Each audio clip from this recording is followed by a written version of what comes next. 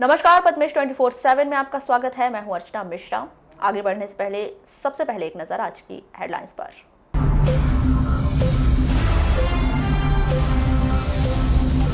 मंडी शुल्क चोरी करने का आरोप, 3 व्यापारी पर लगा 17 लाख का जुर्माना।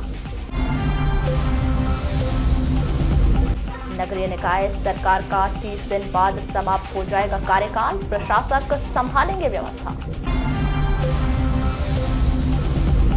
2 दिन के लिए बस स्टैंड से नहीं होगा बसों का संचालन, व्यवस्था सुधारने की चल रही तैयारी।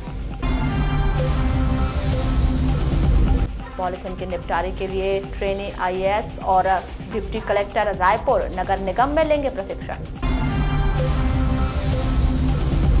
समर्थन मूल्य धान खरीदी, एसएमएस वाले दिन फसल नहीं तैयार तो खरीदी केंद्रों में सूचित करें किसान, कलेक्टर का निर्देश। विधानसभा प्रश्नों का जवाब देने में लापरवाही, 3 कर्मचारियों के 5-5 दिन के कटे वेतन। 1 दर्जन खरीदी केंद्र पर अभी शुरू नहीं हो सकी समर्थन मूल्य पर धान खरीदी, समनापुर के किसानों ने दिया आंदोलन की चेतावनी। 50,000 संबल कार्डधारियों को 2 टूक, बिजली बिल जमा करो वरना कटेगी बिजली।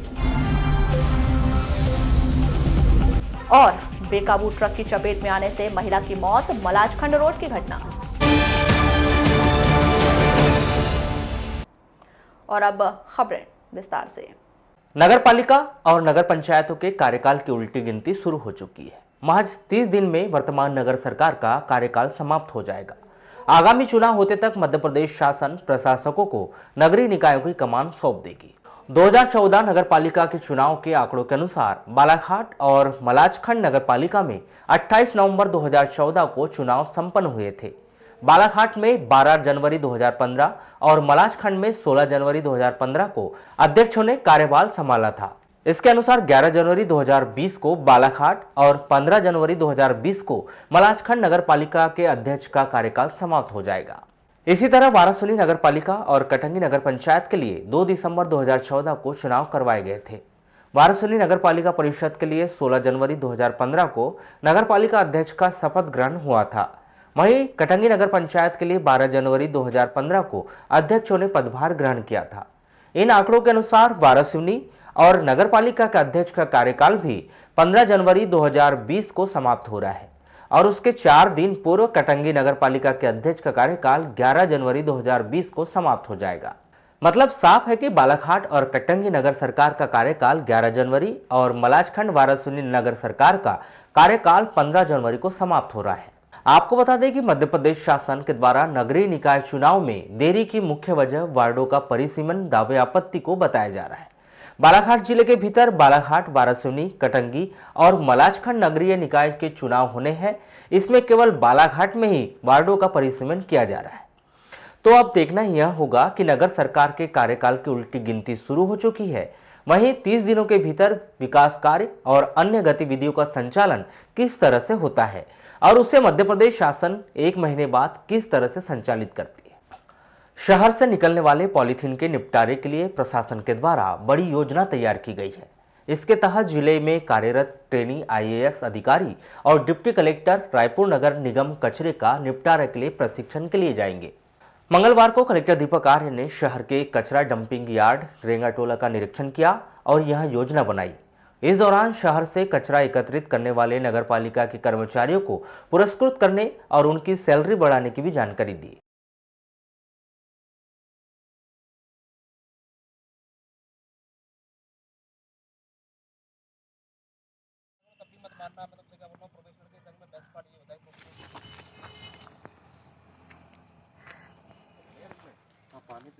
बारिश तो भरेगा ना, ये नहीं बनाता ना, बात ये ज्यादा पानी था। पन्नी तो हाल मिल जाएगी, इसमें तो मेहनत करनी पड़ती होगी आपको। पन्नी तो तुमको ऐसा पन्नी तो उठा के बोरे में भरना है बस, और देना है। दे देते हैं मिट्टी में गिली करके दोगे तो बजा।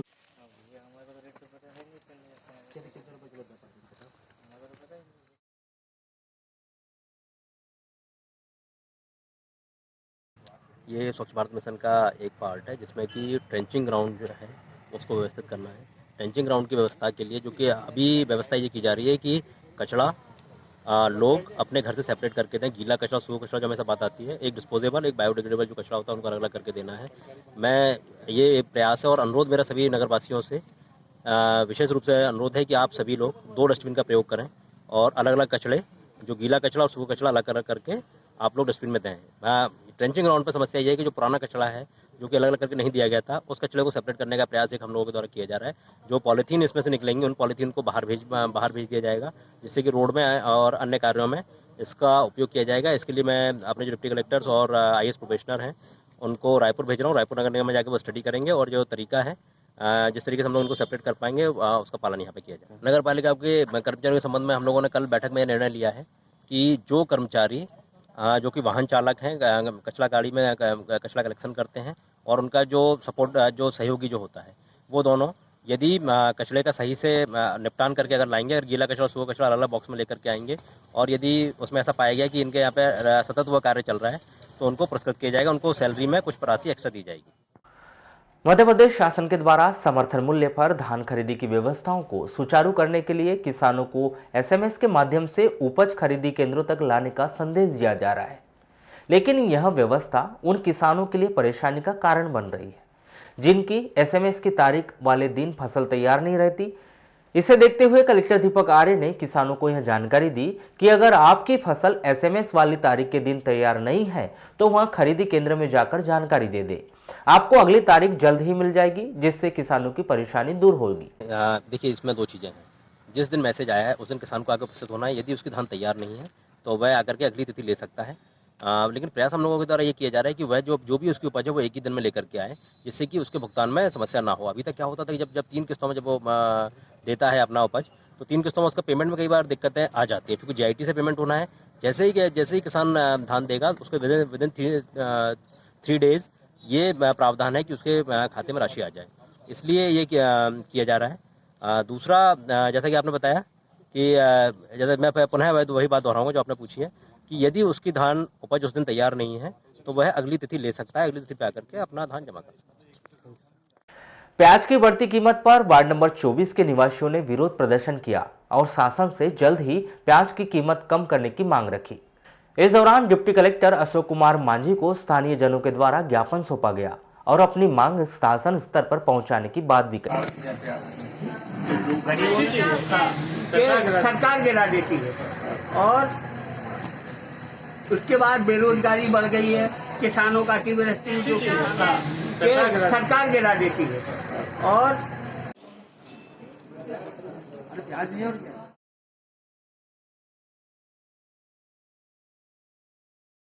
ये प्याज की बढ़ती हुई कीमत को लेकर ज्ञापन दिया था। गरीब जनता और आम लोगों में बढ़ती हुई प्याज, महंगी प्याजों के कारण उनका डेली का खान पान और घर का बजट बिगड़ रहा है।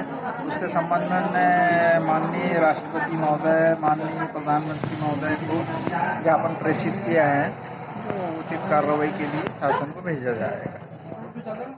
शहर के वार्ड नंबर 13 सागौन वन वैनगंगा तट के किनारे मोक्ष धाम नहीं होने की वजह से स्थानीय जनों को मृत्यु संस्कार पूरे करने में परेशानियों का सामना करना पड़ा। वार्ड पार्षद सिद्धार्थ सेंडे ने नगर पालिका परिषद के CMO दिनेश वाघमारे की जानकारी में बताया कि जल्द ही स्थल निरीक्षण कर मोक्ष धाम की मरम्मत की बात कही है। जी, मेरे वार्ड क्रमांक 13 में सागौन वन में एकमात्र मोक्ष धाम है और उस मोक्ष धाम में पूरा बूढ़ी क्षेत्र जो है मृत्यु संस्कार को संपादित करता है।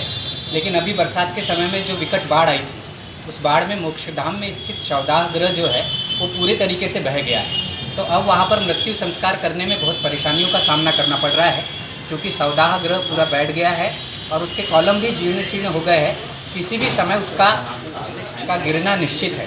तो इस संबंध में मैंने CMO साहब को ज्ञापन दिया है। नगर के गर्ल्स कॉलेज में आज राष्ट्रीय मानव अधिकार दिवस कलेक्टर दीपक आर्य की प्रमुख मौजूदगी में मनाया गया, जहां छात्राओं को मानव अधिकार से संबंधित विषयों की जानकारी दी गई। छात्राओं को संबोधित करते हुए कलेक्टर श्री आर्य ने कहा कि महिलाओं के साथ बढ़ रहे अपराध पर अंकुश लगाने के लिए उन्हें स्वयं ही आगे आना होगा।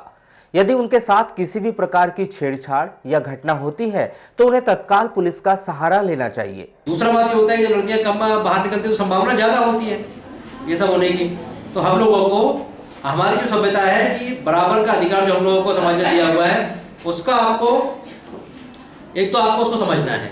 दूसरा बात, जो पॉस्को एक्ट जो है, आप इसको एक बार, मेरा सभी से अनुरोध है कि आप इसको जरूर समझिए, एक बार जरूर पढ़िए। कई बार कुछ चीजें ऐसी होती हैं जो कि आपको बहुत कंफर्टेबल, आप जिनके साथ नहीं रहते हो, आप कहीं पे गए, किसी ने कोई कमेंट मारा, किसी ने। वहीं इस कार्यक्रम के संदर्भ में मानव अधिकार आयोग मित्र फिरोजा खान ने क्या कहा, आइए जानते हैं। 10 दिसंबर अंतर्राष्ट्रीय मानवाधिकार दिवस गर्ल्स कॉलेज में माननीय कलेक्टर साहब की उपस्थिति में हमने मनाया और इस कार्यक्रम की जो थीम थी मध्य प्रदेश में स्वच्छ पर्यावरण मानव के अधिकार।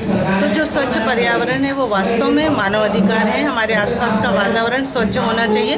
ये जिम्मेदारी न केवल सरकार की बल्कि मैं समझती हूँ आम नागरिकों की भी है कि ये समाज के लोगों की भी है कि वे आसपास का वातावरण स्वच्छ रखें। दूसरी बात, यहाँ पे माननीय कलेक्टर महोदय के द्वारा भी जो बालिकाएँ हैं, जो भी लड़कियाँ हैं, युवा हैं, उन सबको जागरूक किया गया है कि किस तरह से वे अपना बचाव क्राइम के अगेंस्ट करें। क्योंकि आप धान खरीदी केंद्र समनापुर में धान खरीदी आरंभ न होने के कारण किसानों को काफी दिक्कतों का सामना करना पड़ रहा है। इस समस्या को लेकर किसानों में आक्रोश व्याप्त है और उन्होंने आंदोलन की चेतावनी दी है। इस संदर्भ में किसानों ने बताया कि हर वर्ष नवंबर माह में धान खरीदी आरंभ कर दी जाती थी, लेकिन इस वर्ष दिसंबर का आधा माह गुजर जाने के बाद भी इस केंद्र में धान खरीदी चालू नहीं हुई है, जिसके कारण किसानों को काफी दिक्कतों का सामना करना पड़ रहा है। वहीं हमारे बालाघाट जिले से सटे राज्य छत्तीसगढ़ में धान का रेट 2500 रुपए प्रति क्विंटल है, जबकि यहां 1800 रुपए प्रति क्विंटल खरीदी की जा रही है। इसके अलावा पिछले वर्ष की धान खरीदी का अंतर की राशि भी किसानों को प्रदान नहीं की गई, जिसके कारण किसान काफी परेशान है। सेवा सहकारी समिति समनापुर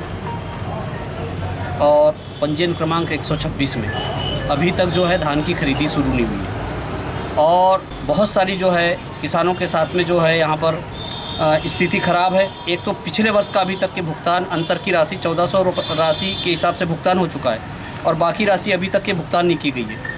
दूसरी बात यह है कि हमारा ही प्रांत से लगा हुआ प्रांत छत्तीसगढ़ है, यहाँ पर 1815 रुपये का शासन भुगतान कर रही है और बाजू लगे हुए प्रांत में 2500 रुपये धान का रेट वहाँ की सरकार दे रही है, जबकि यहाँ पर भी और वहाँ पर भी सरकार एक है, पर किसानों के साथ में भेदभाव हो रहा है। मध्य प्रदेश के किसानों के साथ में बहुत बड़ा भेदभाव हो रहा है कि यहाँ पर 1815 रुपये भुगतान किया जा रहा है।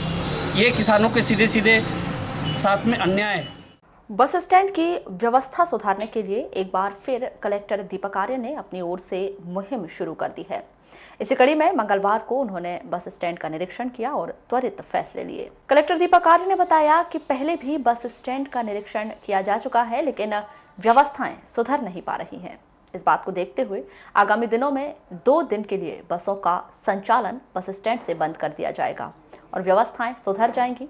यही नहीं, बस स्टैंड की वर्षों पुरानी जर्जर हो चुकी बिल्डिंग को जमींदोज किया जाएगा। एक तो बसों पर बसें व्यवस्थित नहीं है, लोगों को सुविधाएं होती हैं और दूसरा असामाजिक तत्वों का जमावड़ा है, चूँकि यहाँ पे कई सारी चीज़ें रातों में रहता है, तो इसलिए प्रयास ये किया जा रहा है कि बस स्टैंड को व्यवस्थित किया जाए। उसी के तथ्य में आज एक फिर से निरीक्षण किया था। पहले भी कई बार निरीक्षण कर चुका हूँ। आप लोग बिल्कुल सही आरोप लगाएंगे आप लोग कि कई बार निरीक्षण होने के बाद भी ये चीज़ें ठीक नहीं हुई, लेकिन हमारा प्रयास है कि हम लोग इस बार इसको टेम्प्रेरी व्यवस्था हम लोग करेंगे और परमानेंट रजिस्टर उसके बाद बनना शुरू होगा। कुछ दिन चलाएंगे, ट्रायल बेसिस पे हम लोग कुछ दिन करेंगे, उसमें यदि व्यवस्थाएं ठीक होती हैं तो फिर उसी स्ट्रक्चर को हम लोग परमानेंट शेप में ला देंगे। प्रति चला देना एक आवश्यक है, कुछ दिनों के लिए ये रहेगा। उसके बाद जैसे ही वह निर्माण कार्य पूर्ण होता है, इस बिल्डिंग को डिसमेंटल करके बस स्टैंड क्षेत्र में ले लिया जाए। ये आज हम लोग डिसाइड कर देंगे और सूचना बस स्टैंड को और एक सभी लोगों को सूचना दे दी जाएगी कि किन 2 दिनों में बस स्टैंड खाली रहेगा, जिससे कि प्लानिंग पूरी हो पाए और कार्य पूर्ण कर पाए, जिससे बस स्टैंड को व्यवस्थित। जिला मुख्यालय से 5 किलोमीटर दूर रेंगा टोला ग्राम पंचायत में प्रति वर्ष अनुसार इस वर्ष भी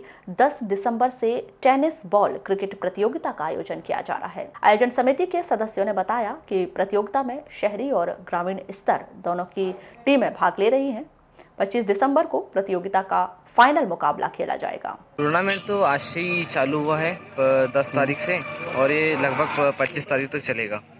और कहाँ की टीमों ने हिस्सा लिया? यहाँ पे तो टीम तो आलेझरी है, जागपुर है और गुंगलाई है, गर्रा है, बालाघाट है और दूर दूर से टीम का नाम दर्ज हो चुका है। कितना इनाम है? इनाम यहाँ पे 10,001 रुपये प्रथम है और द्वितीय इनाम 5,001 रुपये और 500 रुपये प्रवेश शुल्क है। कब तक चलेगा टूर्नामेंट? ये 25 दिसंबर तक लगभग चलेगा। तत्कालीन मध्य प्रदेश शासन द्वारा संबल कार्डधारियों का बिजली बिल माफ कर दिया गया था। जिले के ऐसे 50,000 से अधिक पूर्व के संबल कार्डधारियों को बिजली विभाग द्वारा बिजली बिल भेजा जा रहा है, जिसे उन्हें जल्द से जल्द जमा करना होगा। आपको बता दें कि मध्य प्रदेश शासन द्वारा संबल कार्डधारियों का बिजली बिल पूरी तरह से माफ कर दिया गया था, जिसके बाद बिजली वितरण कंपनियों पर अतिरिक्त बोझा बढ़ गया था। इसे देखते हुए तत्काल इसे नई सरकार ने बंद करा दिया और संबल कार्डधारियों को बिजली बिल भेजे जाने के आदेश जारी किए गए, जिसके बाद ऐसे लोग आए जिन्होंने संबल कार्ड का जबरन लाभ लेने के लिए अतिरिक्त मीटर लगवा लिए थे। उन्हें आगामी दिनों में बिल पहुंचाए जाएंगे और जल्द बिल जमा नहीं करने पर बिजली काट दी जाएगी। बिजली वितरण कंपनी के जूनियर इंजीनियर राहुल तुर्कर बताते हैं कि संबल कार्डधारियों को योजना बंद होने के बाद मुफ्त की बिजली मिलना बंद हो चुकी है। इसके बदले मध्य प्रदेश शासन द्वारा 100 यूनिट तक बिजली का बिल 100 रुपए कर दिया गया है, लेकिन संबल कार्डधारियों को अब पूर्व की योजना का लाभ नहीं मिलेगा। इसीलिए पूरी तरह से बिजली बिल जमा करने की तैयारी कर लें। वारासिवनी कृषि उपज मंडी में 10 दिसंबर को ड्रीम्स वुमेन क्लब द्वारा कृषि उपज मंडी में काम करने वाले हमाल और रेजाओं को कंबल वितरण किया गया। हमाल और रेजाओं के द्वारा कृषि उपज मंडी में भीषण ठंड में ठिठुरते हुए कार्य किया जाता है और जिनकी रोजी भी बहुत कम है, जिसके कारण वे गर्म कपड़े खरीदने में कुछ असमर्थ होते हैं, जिन्हें देखते हुए ड्रीम्स वुमेन क्लब के द्वारा 150 महिला पुरुष हमाल एवं रेजाओं को कंबल का वितरण किया गया। आज हमने ड्रीम वुमेन्स क्लब की ओर से अनाज मंडी वारासिवनी में यहाँ की मजदूर महिलाओं को कंबल वितरित किए हैं। यहाँ लगभग 150 महिला और पुरुष उपस्थित हैं। सभी को हमने ठंड को मद्देनजर रखते हुए कंबल वितरित करने का हमारा ड्रीम वुमेन्स क्लब की ओर से यह निर्णय लिया गया और आज हमने यह कार्यक्रम संपन्न करवाया। देश की मजदूर महिलाएं आती हैं, शाम होते तक घर जाती हैं, उनके पास ठंड से बचने के कई साधन नहीं रह पाते हैं, तो हमने एक छोटी सी पहल की है कंबल वितरित करके। और बैहर तहसील मुख्यालय से 10 किलोमीटर दूर मलाजखंड रोड पर आमगांव के निकट भारी गांव में सड़क किनारे खड़ी एक महिला पर ट्रक पलट गया, जिससे महिला की ट्रक में दबने से घटना स्थल पर ही मौत हो गई। जानकारी के अनुसार मंगलवार को बैहर से मलाजखंड ट्रक भूसा लेकर जा रहा था। इस दौरान आमगांव के निकट स्थित भारी गांव में सड़क किनारे खड़ी अग्निबाई उम्र 60 वर्ष पर ट्रक पलट गया। भूसे से भरे ट्रक के नीचे आने से अग्निबाई की घटना स्थल पर ही मौत हो गई। इस दौरान स्थानीय जनों में बहुत अधिक आक्रोश दिखाई दिया। सभी ने इस दुर्घटना की वजह जर्जर हो चुकी सड़क को बताया। जनपद पंचायत लालबर्रा के मुख्य कार्यपालन अधिकारी श्री गौरीशंकर डहरिया ने अपने कार्यों में लापरवाही बरतने के कारण 3 कर्मचारियों का दिसंबर माह में 5 दिनों का वेतन काटने के आदेश दिए हैं। विधानसभा प्रश्नों के जवाब तैयार करने में लापरवाही बरतने पर लिपिक SR नगपुरे एवं data entry operator Abid Qureshi का 5 दिन का अवैतनिक अवकाश स्वीकृत कर उनका 5 दिनों का वेतन काटने के आदेश दिए गए हैं। इसी प्रकार सीएम हेल्पलाइन के प्रकरणों के निराकरण में लापरवाही बरतने पर खंड पंचायत अधिकारी मुन्ना लाल उइके का भी 5 दिनों का वेतन काटने के आदेश दिए गए हैं। जिले में मंडी शुल्क की चोरी रोकने के लिए कलेक्टर दीपक आर्य के निर्देश पर 10 दिसंबर को अधिकारियों के दल ने बालाघाट की 3 राइस मिलों का आकस्मिक निरीक्षण किया। निरीक्षण के दौरान स्टॉक और अभिलेखों की जांच में मंडी शुल्क की चोरी करना पाए जाने पर व्यापारियों पर 17,63,693 रुपए का जुर्माना लगाया गया है। राइस मिलर्स के पास मौके पर धान के लेन देन से संबंधित दस्तावेज नहीं पाए गए और उनके द्वारा मंडी शुल्क की चोरी किया जाना पाया गया है। इस पर बजाज फूड इंडस्ट्री पर 26,408 रुपए, व्यापारी नितिन असाटी पर 1,62,591 रुपए और गायत्री राइस मिल पर 15,74,694 रुपए का जुर्माना लगाया गया है। जिले के सभी राइस मिलर्स और अनाज व्यापारियों से कहा गया है कि वे अनाज और कृषि उत्पाद के परिवहन के दौरान मंडी नियमों का कड़ाई से पालन करें और मंडी शुल्क का नियम अनुसार भुगतान करें। आकस्मिक जांच में मंडी शुल्क की चोरी पाए जाने पर जुर्माना लगाने की कार्यवाही की जाएगी। हमारा मुख्य उद्देश्य था कि जो व्यापारी अपने गोदाम में धान का और गेहूं का स्टॉक रखते हैं तो उनका निरीक्षण करने आए थे हम कि जो मंडी के रिकॉर्ड के हिसाब से इतना स्टॉक होना चाहिए, क्या वाकई वह गोदाम में मौजूद है या नहीं, उससे कम है या ज़्यादा है, तो अगर कम है तो भी कार्रवाई की जाएगी, क्योंकि इसमें मंडी शुल्क अगर नहीं पे किया गया तो उसमें फिर कम या ज़्यादा होने की संभावना होती है। तो उसी संदर्भ में हम यहाँ पे मुआवजा करने आए थे एसडीएम साहब के साथ, और कार्रवाई चल रही है। जैसे भी कार्रवाई होगी, जो भी शुल्क या टैक्स फाइन वगैरह लगाया जाएगा, आपको अवगत कराया जाएगा। वारासिवनी जनपद पंचायत अंतर्गत ग्राम पंचायत सिर्रा स्थित रमरमा सोसाइटी में खरीदी शुरू होने के 8 दिन बाद भी खरीदी प्रारंभ नहीं हुई है, जिसे लेकर अनुविभागीय अधिकारी संदीप सिंह खरीदी स्थल व सोसाइटी का निरीक्षण कर ग्रामीणों से चर्चा कर बोटेझरी में बनाए खरीदी केंद्र में धान खरीदी करने के निर्देश दिए। धान के संबंध में हुए थे की खरीदी यहाँ सिर्रा में होना चाहिए, और दूसरा ग्राउंड भी दे रहे हैं अपन लोग। तो सर अपने क्या बोले अभी एसडीएम साहब ने? एसडीएम साहब ने बोले कि वही ग्राउंड सही है, फैला हुआ है। वो कहाँ पे खरीदी करना चाह रहे हैं? बोटेझरी में। और सिर्रा गांव सेंटर है, तो सेंटर में नहीं, वो ग्राउंड में बोटेझरी के लास्ट कोने में लेगा। आप क्यों चाहते हैं कि यहाँ पे खरीदी हो? नहीं, सभी लोग चाह रहे हैं, सभी पूरे किसान चाह रहे हैं कि यहाँ हो, यहाँ खरीदी हो।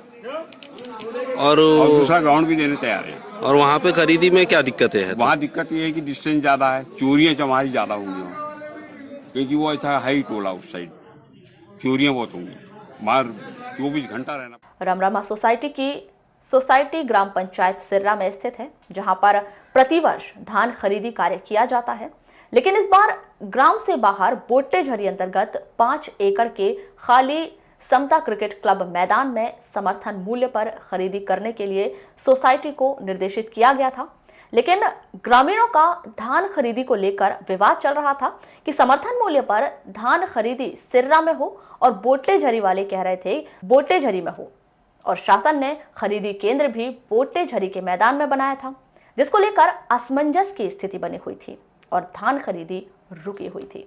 मैं अभी 56 कट्टी धान लेके आया हूँ। कब से आए? मेरे को तो मैसेज 6 तारीख का था। मैं 6 तारीख से रोज सोसाइटी के चक्कर काटता था, मैं धान कब लाऊं पूछता था, मगर वो लोग यानी सही जवाब नहीं देते थे। खरीदी केंद्र इनका क्लियर नहीं हो रहा था, कभी कहते थे सिर्रा में होगी, कभी होगी यहाँ पर होगी। इसी चक्कर में मैं यानी कहना चाहिए सोसाइटी के रोज चक्कर काटा था। मैं परसों के दिन से धान लेके आया। 10 दिसंबर को वारासिवनी एसडीएम संदीप सिंह, तहसीलदार कैलाश कन्नौज ने ग्राम बोटेझरी और सिर्रा का निरीक्षण किया और दोनों ग्राम के ग्रामीणों से चर्चा कर समझाइश दी। सिर्रा के ग्रामीणों ने कहा कि प्रति वर्ष उक्त परिसर में खरीदी की जाती है, इस वर्ष भी इसी परिसर में खरीदी की जाए, जिस पर अनुविभागीय अधिकारी ने समझाइश दी। पिछले दिन कुछ किसान आए थे जिन्होंने रोष व्यक्त किया था कि रमरमा सोसाइटी जो सिर्रा में है तो खरीदी केंद्र वहीं बनाया जाए, वहीं खरीदा जाए। लेकिन मौके पे जाके आज जो मैंने जांच किया तो उसमें ये पाया गया कि वहाँ आसपास स्कूल हैं, बच्चों की आंगनवाड़ी है, पीडीएस भी है वहाँ पे, जहाँ पे सप्लाई होता है गरीबों के लिए, तो वहाँ जगह काफ़ी कम है। अप्रोच रोड बहुत ही सक्रिय है, क्योंकि आने वाले समय में 10 से 20 जो ट्रक होंगे वो पर डे वहाँ से जो धान हमारे उपार्जन केंद्र में आएगी वहाँ से बाहर लेके जाएंगे। जो केंद्र है हमारा, जो कैब है, और पर डे कम से कम नहीं तो 20 से 25 किसान आएंगे, इनके पास 30-40 ट्रैक्टर के साथ आएंगे। अप्रोच रोड कम होने की वजह से, सकरा होने की वजह से, गांव के अंदर वो जो जगह है ग्राउंड में बच्चों के स्कूल होने की वजह से हमने प्रशासनिक दृष्टिकोण से उसको मना किया। और जो बोटेझरी में जो ग्राउंड है वो मेन रोड के बगल में 4.5 एकड़ का ग्राउंड है, वहाँ सुचारू रूप से जो भी व्यवस्था की गई है सोसाइटी की तरफ से वो बहुत अच्छी व्यवस्था है। तो हमने 5 जो ग्राम पंचायत है उनके सरपंच और बाकी सब। लालबर्रा तहसील के किसान आक्रोशित होते नजर आ रहे हैं। ये मामला जिला सहकारी केंद्रीय बैंक शाखा खमरिया के अंतर्गत ग्राम पंचायत डोकरबंदी में सेवा सहकारी समिति मर्यादित धान खरीदी केंद्र का प्रकाश में आया है, जहां ग्राम पंचायत बोट्टा हजारी, लबादा व बिरसौला का नाम मैपिंग में नहीं जुड़ पाया है, जिससे परेशान कृषकों के द्वारा 10 दिसंबर को कलेक्ट्रेट पहुंचकर जिला कलेक्टर दीपक आर्य को ज्ञापन सौंपकर तीनों ग्रामों की जल्द से जल्द मैपिंग किए जाने की मांग की गई। पद्मेश से चर्चा में कृषकों ने बताया कि धान खरीदी केंद्र डोकरबंदी में बोट्टा हजारी, बिरसौला व लबादा के कृषकों की प्रति वर्ष धान खरीदी जाती है, लेकिन ग्राम रक्षक के द्वारा मुनादी कर यह जानकारी दी गई कि वर्तमान में धान खरीदी केंद्र डोकरबंदी में उक्त तीनों ग्राम की मैपिंग नहीं होने की वजह से धान खरीदी नहीं की जाएगी, जबकि धान खरीदी कार्य प्रारंभ हो चुका है। किसान धान बिक्री करने के लिए दर दर भटक रहे हैं। कृषकों ने बताया कि वर्तमान में कृषकों को पैसों की आवश्यकता है, इसीलिए वे अपनी धान बेचना चाहते हैं, लेकिन मैपिंग नहीं होने से कम दामों पर बिचौलियों को बेचने के लिए मजबूर होना पड़ेगा। कृषकों ने बताया कि ग्राम पंचायत बिरसोला के 337, बोट्टा हजारी के 239 व लबादा के 178 सहित कुल 744 पंजीकृत किसान वर्तमान में धान बेचने से वंचित हो गए हैं।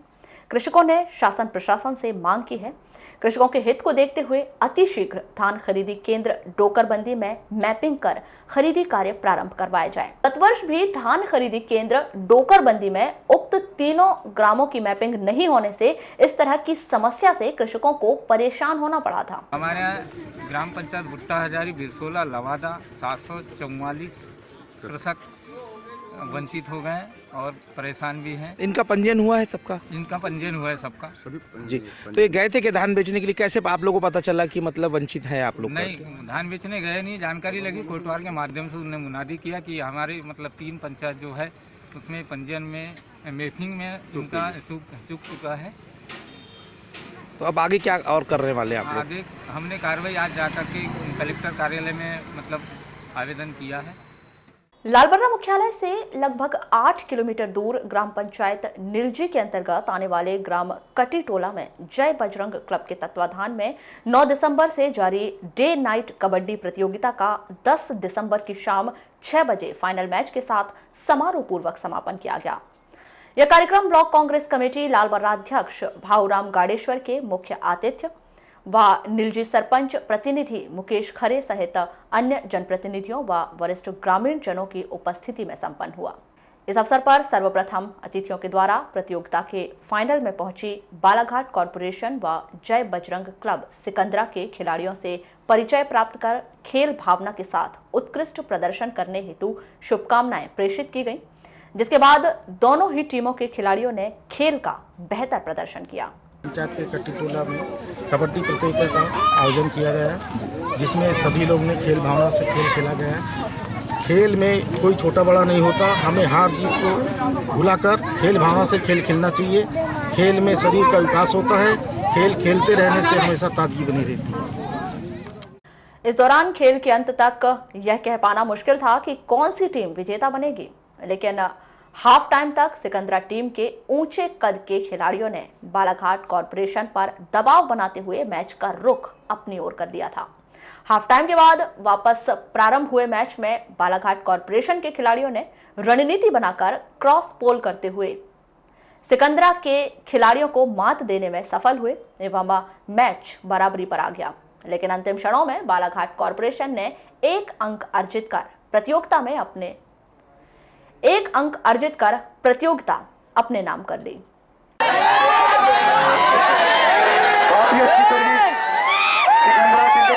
काफी अच्छी सर्विस, बहुत अच्छा प्रदर्शन।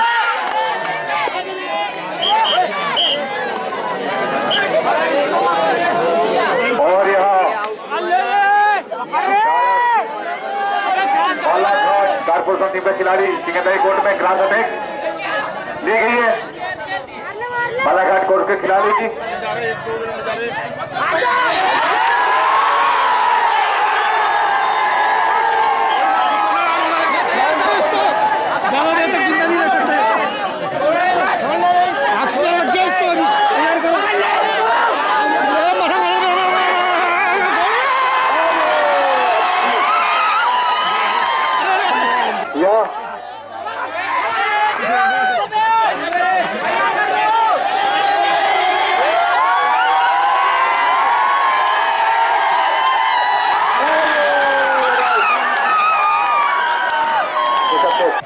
सिकंदरा रही, उसे द्वितीय इनाम से बहुत शांतिपूर्वक सभी टीमों ने अपना खेल का प्रदर्शन दिखाए और जिसमें प्रथम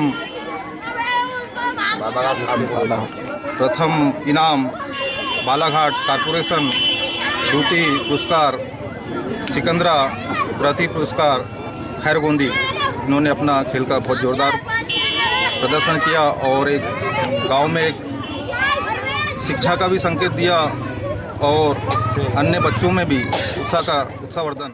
बुलेटिन के अंत में एक बार फिर नजर डालते हैं आज की हेडलाइंस पर।